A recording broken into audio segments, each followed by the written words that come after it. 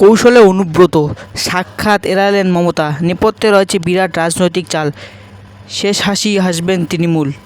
মঙ্গলবার সকাল থেকে পুরো লাইমলাইট ছিল বীরভূমের দৌর্দশাপ্রাপ্ত নেতা অনুব্রত মণ্ডলের দিকে। ২ বছর পর তিনি ফিরলেন নিজেকে বাড়িতে, নিজে কাঁদলেন। ২ বছর পর তিনি ফিরলেন নিজের বাড়িতে, নিজে কাঁদলেন দলীয় কর্মীদের চোখগ্লান পুষ্পবৃষ্টির মাধ্যমে তাকে স্বাগত জানায় তৃণমূল কংগ্রেস কর্মীরা। কিন্তু বিষয়টা নিয়ে আজ সারাদিন চর্চা ছিল, সেটা কিন্তু কার্যকরিত হলো না। প্রশাসনিক বৈঠকে বীরভূম গিয়েছিলেন মুখ্যমন্ত্রী মমতা বন্দ্যোপাধ্যায়। অনুব্রত মণ্ডলের বাড়িতে থেকে মাত্র ৪ কিলোমিটার দূরে গীতাঞ্জলি প্রেক্ষাগৃহে প্রশাসনিক বৈঠক করলেন তিনি। সেই মঞ্চ থেকে এবারের জন্য মুখে আনলেন না কেস্টের নাম, এমনকি যে সম্ভাবনা নিয়ে সারাদিন চর্চা হয়েছিল আজ অনুব্রতর সঙ্গে মমতার সাক্ষাৎ হতে পারে, সেটাও কিন্তু বাস্তবায়িত হলো না। অনেকে মনে করেছে দিদির সঙ্গে কেস্টের দূরত্ব তৈরি হয়েছে, কিন্তু আসলে কি তাই, নাকি কৌশলকে ইচ্ছাকৃতভাবে আজ অনুব্রতর সাক্ষাৎ থেকে বিরত থাকতে তৃণমূল নেত্রী?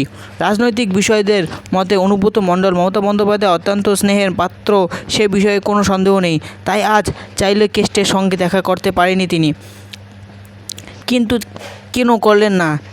তার নেপথ্যে দুটি কারণ রয়েছে। এক, জেলে থাকাকালীন বারংবার প্রভাবশালী তত্ত্বের অনুব্রত মণ্ডলের জামিন খারিজ হয়ে গিয়েছিল, ফলে আজ মমতা বন্দ্যোপাধ্যায় তার সঙ্গে দেখা করলে প্রমাণ হয়ে যেত কেষ্ট সত্যিই প্রভাবশালী। ২, এক মুহূর্তে আজ করবে ঘটনা নিয়ে বেশ কিছুটা ব্যাকুল রাজ্য সরকার। তাছাড়াও উঠে আসছে নানান দুর্নীতি প্রসঙ্গ। এমন অবস্থায় জেল থেকে ফেরত এসে নেতৃত্বকে দলীয় কর্মীর উচ্ছ্বাস প্রকাশ করবে, সেটা কিছুটা হলেও স্বাভাবিক। কিন্তু দলের সর্বোচ্চ নেত্রী হলে একেবারে প্রথম দিন একজন অভিযুক্তের অতিরিক্ত প্রাধান্য দিলে সেটার কিন্তু একটা নেতিবাচক প্রভাব পড়ত শাসক দলের উপর। তাই মমতা বন্দ্যোপাধ্যায় আজ কৌশলে অনুব্রত মণ্ডলের সঙ্গে দেখা বললেন না। তিনি নিশ্চয়ই তাদের মধ্যে ফোনে কথা হতে পারে। ২০২২ সালে যখন অনুব্রত গ্রেফতার হয়েছিল, তখন মমতা বন্দ্যোপাধ্যায় বলেছিল এটা পুরোপুরি ষড়যন্ত্র, ও বেরিয়ে আসবে, ওকে বীরের সামনে দিয়ে ফিরিয়ে আনবো।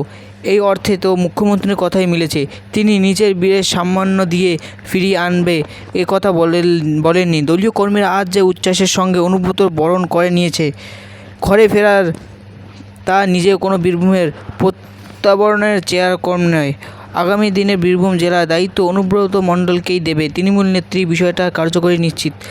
তাই আজ দেখা সাক্ষাৎ না হলেও আসলে মমতা বন্দ্যোপাধ্যায় ফের একবার প্রমাণ করে দিলেন তিনি কেন এত বড় রাজনীতিবিদ। তাকে নিয়ে কোনো কিছুই আগে থেকে প্র্যাকটিস করা হয় না।